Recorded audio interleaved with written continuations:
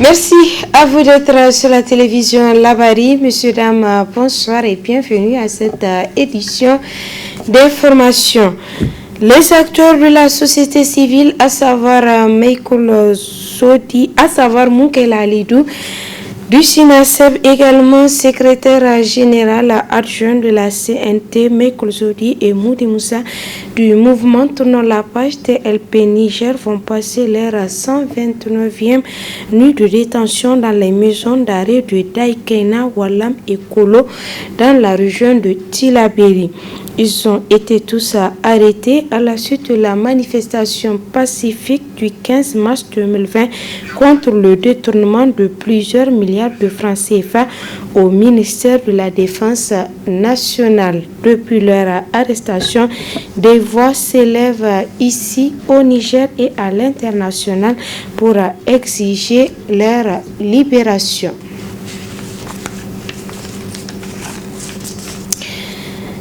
La première dame, Dr Lalla Malika Issoufou, présidente de la fondation Tatali Yali, a procédé hier matin dans le village de Darey Pongou, commune rurale de Indunga, à l'inauguration de la cité Al-Madina.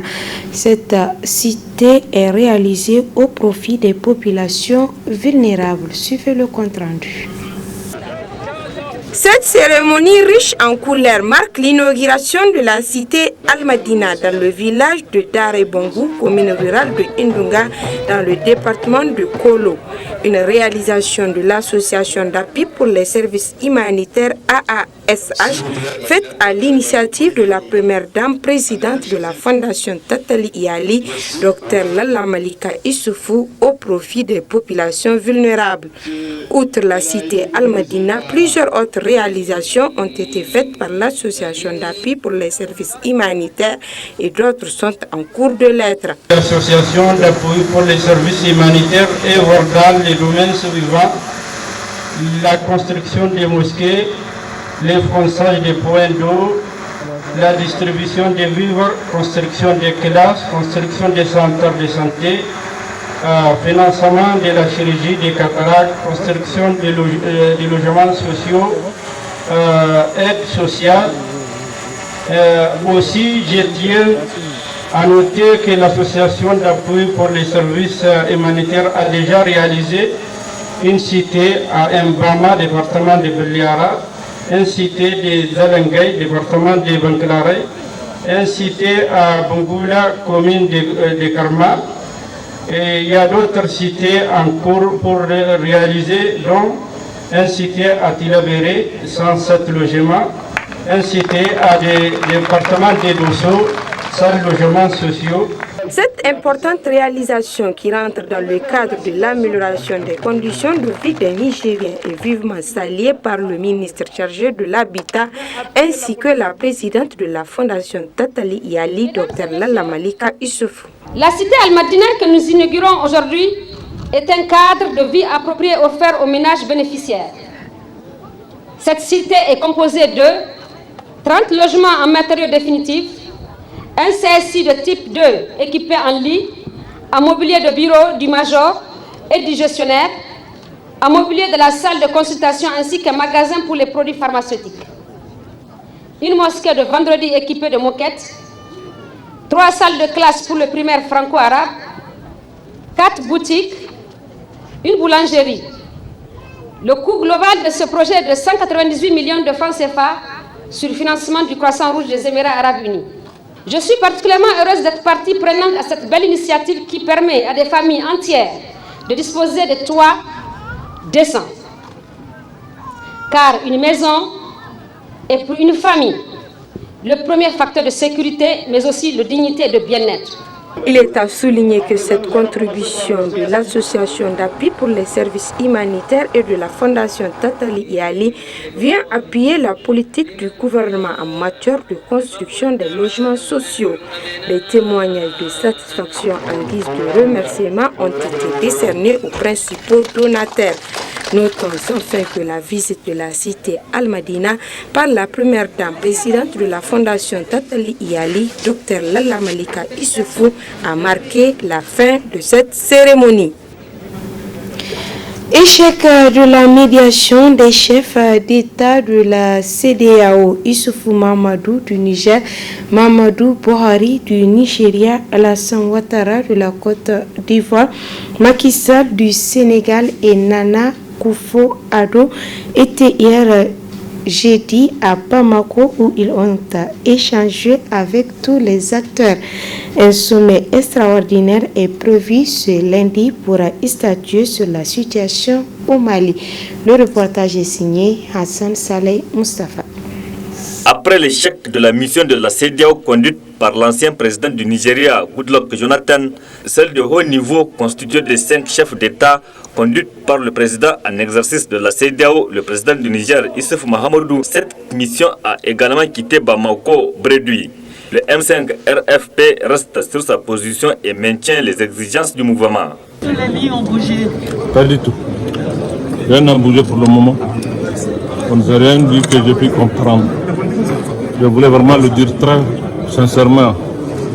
Je l'ai dit et je le redis. Nous sommes un peuple debout, nous ne sommes pas un peuple soumis ou résigné. Et moi je le dis, je préfère mourir martyr que de mourir traître. Les jeunes gens qui ont perdu leur vie ne l'ont pas perdu pour rien. Et si vraiment ce qu'on nous a dit, c'est à cause de cela qu'ils se sont réunis, je pense que rien n'a été fait pour le moment. Le M5 RFP signe et persiste que le président Ibrahim Boubacar Keïta doit rendre sa démission. Une revendication qui n'est pas la bienvenue au sommet de la CEDEAO. Dans toutes ces rencontres, l'objectif est de trouver le compromis qui permettra une sortie de crise rapide au Mali. Et je suis optimiste, je forme l'espoir qu'une solution sera trouvée. Le départ du président Ibeka est sans ambiguïté une ligne rouge pour la CEDEAO qui est régie par un protocole sur la démocratie et la bonne gouvernance de l'espace CEDEAO. Et ce protocole prévoit qu'il n'y a pas de changement anti-constitutionnel du pouvoir dans tous les pays de l'espace CEDEAO. Faire partir le président Ibrahim Boubacar Keïta aujourd'hui, alors qu'il a été élu démocratiquement par le peuple malien, serait anticonstitutionnel pour la CEDEAO. Le M5 RFP a engagé ce mouvement de contestation pour dire non à la malgouvernance du président Ibrahim Boubacar Keïta, caractérisé par la corruption et l'impunité qui ont gravement impacté l'ensemble des secteurs de la vie sociale, économique, politique, administrative, culturelle et surtout la situation sécuritaire très dégradée. L'ONG FAD, Femmes, Action et Développement, a organisé cet après-midi même la 7e rencontre entre femmes de tous bords politiques dénommée Univers des femmes. En politique, cet espace permet un échange d'expériences entre plusieurs générations des femmes en politique. Le compte rendu avec Maman Nassur Dantofo et Sadou Doumi.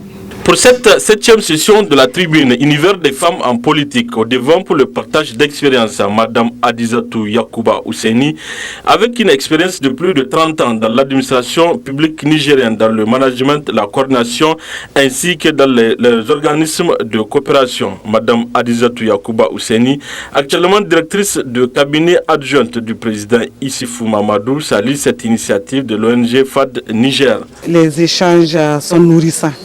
Et j'ai eu l'occasion de constater que ce sont des échanges sans tabou.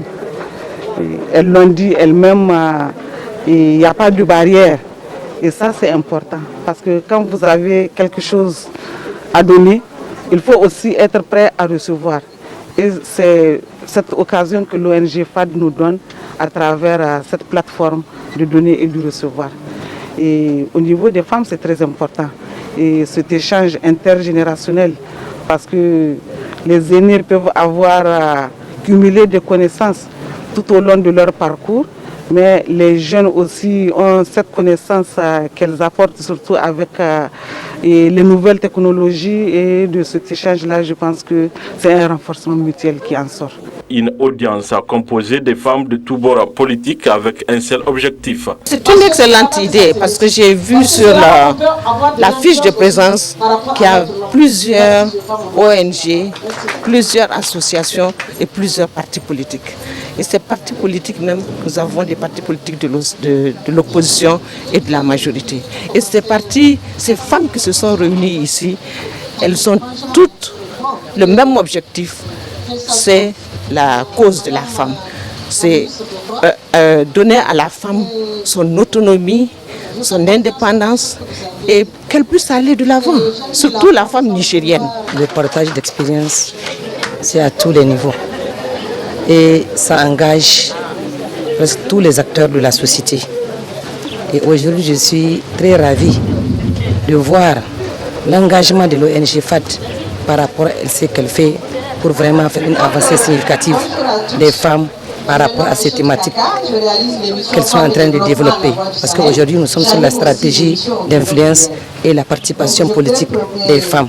Un sujet qui est très important et un sujet que nous devons, nous toutes les femmes, on doit quand même être à l'écoute de ce domaine d'intervention pour qu'on puisse amener un plus, apporter notre contribution par rapport à ces sujets qui est d'actualité nationale. Ce cadre, vraiment, c'est un cadre très excellent et à l'endroit des femmes. Parce que, comme on le dit, le thème de la journée est une stratégie pour l'influence politique. Donc ici, ça réunit toutes les femmes des différents partis politiques et qui sont autour des points qui les relient. Bien qu'il y ait des partis différents, il y a un point qui les relie. Je pense que je viens de le dire tout à l'heure. Nous avons des problèmes qui peuvent nous relier et c'est dans ce cadre-là que nous pouvons les travailler pour pouvoir aboutir. Cette initiative n'a pas laissé indifférent certaines autorités du Niger. Pour nous, les hommes, je pense que c'est absolument nécessaire de faire partie de cela, d'accompagner, parce qu'on est les enfants de maman, les soeurs de mère, et voir les conditions de nos mères évoluer, les conditions de nos femmes. On est aussi père, on a des filles. Je pense que c'est de notre intérêt aussi de faire en sorte que l'environnement soit beaucoup plus inclusif. On a vu à travers le monde, il y a eu des discriminations, que ce soit sur la base de la race. On a vu ce qui s'est passé récemment aux États-Unis. On s'est tous révoltés. Il n'y a pas de raison qu'on accepte que la femme soit mise de côté aussi longtemps. Donc, accompagnons-les, écoutons-les, soyons à leur côté et surtout transformons ensemble notre environnement. Pour rappel, l'univers des femmes en politique est un espace d'échange intergénérationnel entre femmes de tous bords politiques initié par l'ONG FAD Niger.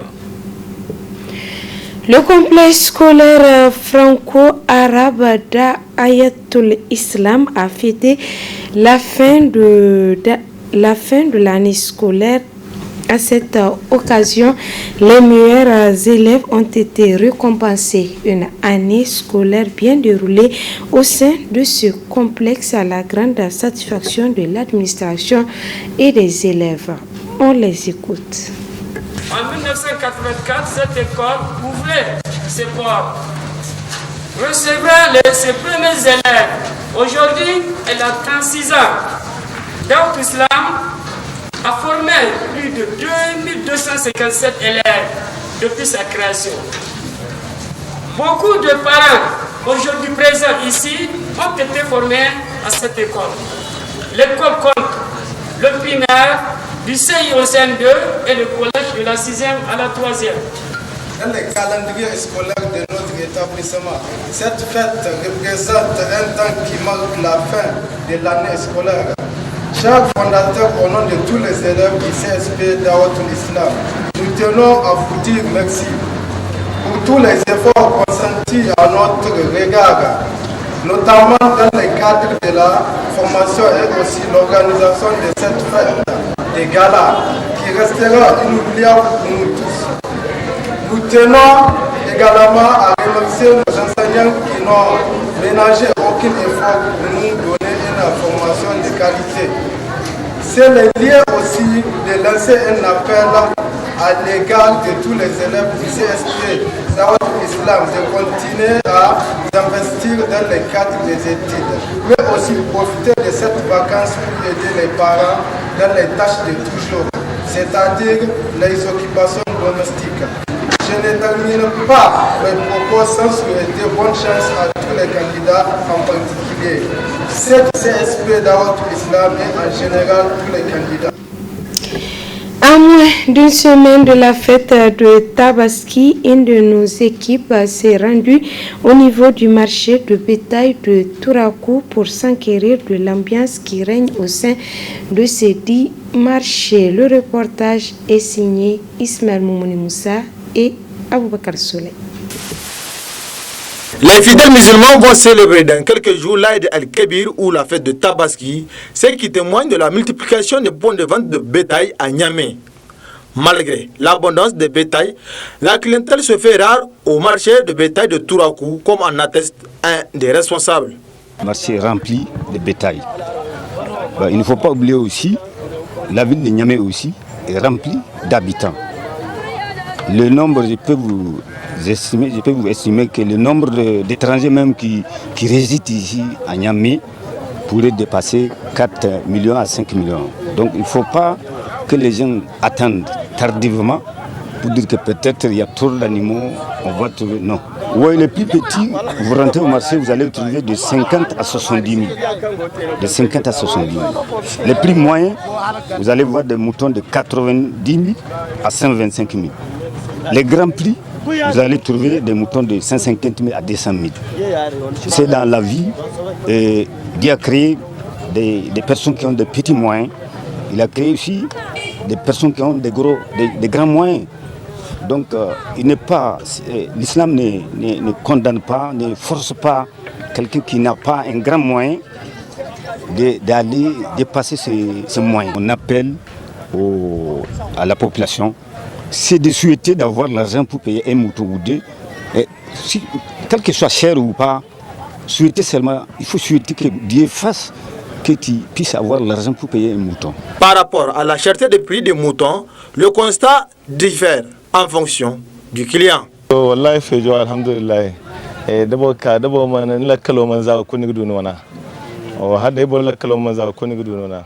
Je trouve les prix des moutons acceptables. Chacun peut trouver en fonction de ses moyens.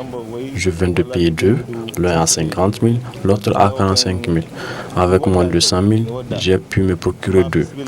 Donc, je trouve vraiment le prix abordable, sauf si la personne veut prendre un mouton qui est au-dessus de ses moyens.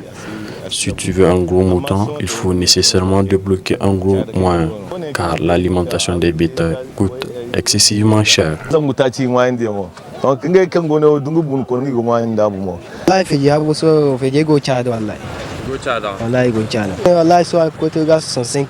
Le prix des moutons ne sont pas du tout abordables cette année, puisque je viens tout de suite payer ce mouton à 65 000 francs. Les vendeurs doivent revoir leur prix, puisque c'est pas tout le monde qui a les moyens de payer un mouton à ce prix. La pandémie du coronavirus n'a pas empêché l'importation du bétail malgré la fermeture des frontières, ce qui explique l'abondance des moutons qu'on peut remarquer un peu partout dans la capitale. Voilà, point final de cette édition. Merci à vous de l'avoir suivi et restez en compagnie des programmes de la télévision Labari.